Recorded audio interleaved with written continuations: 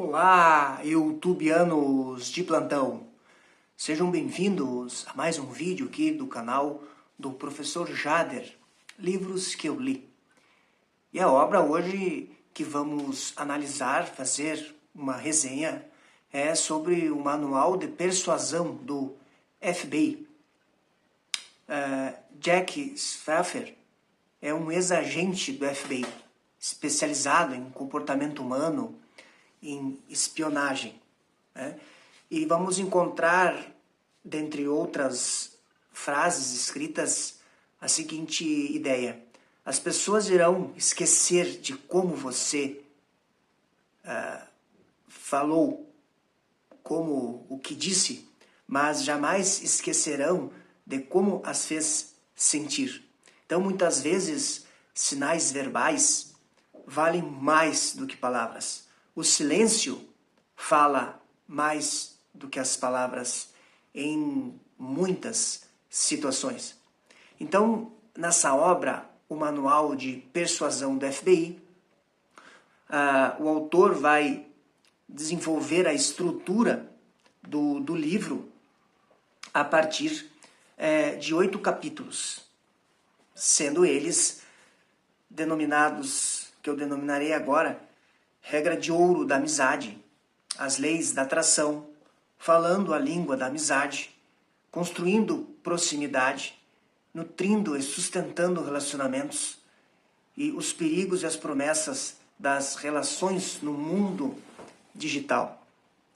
Então ele começa o primeiro capítulo falando sobre a regra de ouro da amizade, que está relacionada com habilidades interpessoais. São aquelas habilidades de lidar com o outro, né? Não basta hoje nós termos uma inteligência superior intelectual. Hoje, antigamente era o suficiente, mas hoje é importante se ter o que se chama de inteligência emocional. Aquela inteligência que constrói as habilidades interpessoais. Nós vamos ver um pouco agora sobre essas habilidades. Será que você as conhece? Desenvolve? Já desenvolveu? Então, quais são os princípios fundamentais aqui?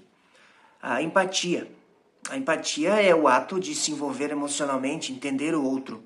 Muitas vezes, numa conversa, nós queremos dar margem somente ao nosso egocentrismo e não ouvir o outro, apenas querer falar de si mesmo.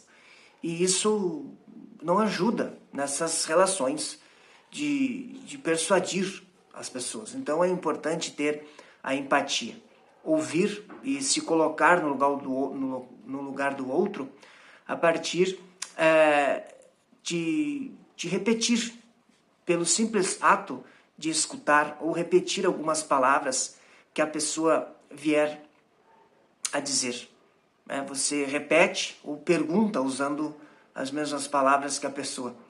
O respeito mútuo é ouvir a pessoa, esperar que a pessoa fale o que ela está querendo dizer. Muitas vezes as pessoas interrompem as outras naquela ansiedade egocêntrica, de se expor logo o que a pessoa fala. Mas o respeito mútuo envolve o diálogo e saber ouvir a pessoa, a compreensão daquilo que a pessoa está falando, ajudar ela, porque muitas vezes a pessoa quer apenas alguém que possa escutar o que ela tem a dizer. E isso muitas vezes não se nota no dia a dia, nas relações do mundo em que nós nos situamos pela invasão da tecnologia em nossas relações, aonde com um clique eu saio de uma página que eu não gostei da internet. E muitas vezes nós queremos fazer isso com as pessoas também. Mas o fato de ler, conhecer, fazer, quando nós estamos com a outra pessoa é um ser também e merece uma atenção especial. Então, as técnicas de aplicação vão ser ouvir ativamente a pessoa. Ouvir ativamente a pessoa é, como eu disse, repetir uma ou outra palavra que a pessoa diga, ou fazer perguntas para entender melhor o que a pessoa quer dizer. Oferecer ajuda, se ela querer, mas não o tempo todo, porque algumas pessoas não desejam, se torna chato ficar oferecendo toda hora ajuda, mas algumas pessoas preferem que você precisa de alguma ajuda, daí você deixa livre para a pessoa se expor, estreitando os laços, reconhecer os sentimentos, validar os sentimentos daquela pessoa, não desdenhar ou não fazer piadinhas sem graça sobre o sentimento da pessoa, valorizar, porque se a pessoa está falando para você aquilo é porque ela confia no seu entendimento, e ela, a partir disso, se você fazer piadinhas de mau gosto, ela não vai mais se expor, né? E daí vai se retrair, né? Benefícios dessas habilidades interpessoais, então, é o fortalecimento de relacionamentos. Os relacionamentos se tornam mais duradouros e mais fortes, coesos, como amizades, né? A gente pode lembrar de amizades que a gente teve na nossa infância, que a gente falava o que a gente pensava, a gente ouvia também, a gente brigava, mas sentimos saudades um do outro, porque é isso. Fortalecimento de relações não é só ficar bajulando o outro, elogiar todo o tempo. Isso, bajulação, é muito pernicioso nas relações.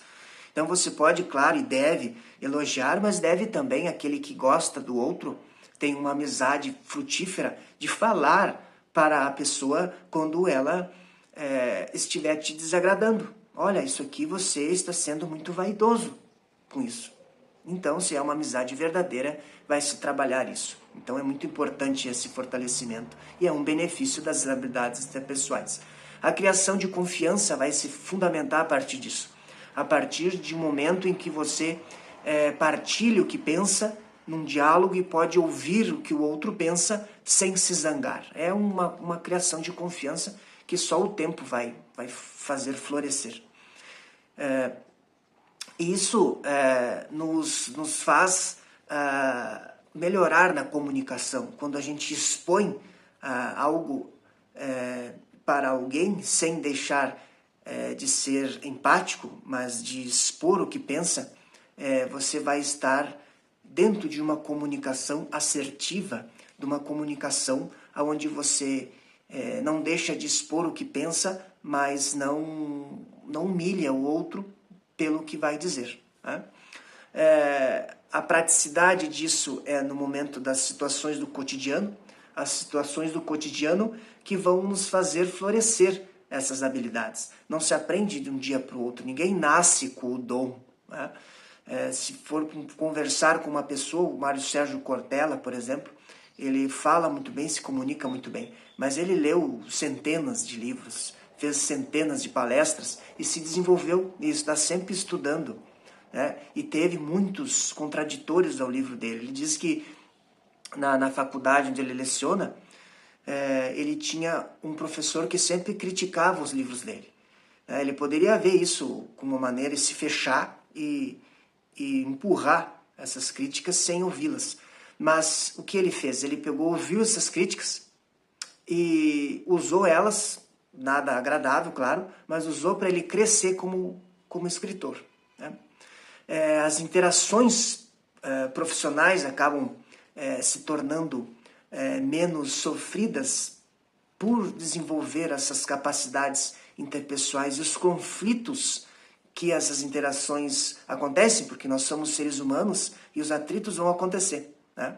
Mas assim como a pérola que surge a partir de um desconforto na ostra produzido pela areia, é a resolução brilhante desses problemas. Então nós não podemos só focar nos problemas e sim focar nas resoluções, nos desafios, né? O Divaldo Franco, uma vez entrevistado, ele disse, perguntaram para ele se ele era um grande palestrante espírita e ele não tinha problemas. E aí ele disse assim, não, pelo contrário, eu tenho muitos problemas. É que eu encaro eles como desafios. Então muitas vezes nós vemos pessoas bem estimadas e pessoas bem instruídas e de sucesso, achamos que elas não têm problemas, mas elas têm sim problemas, né? Só que elas encaram como desafios, né? A montanha está na nossa frente, mas nós podemos escalar a montanha, né?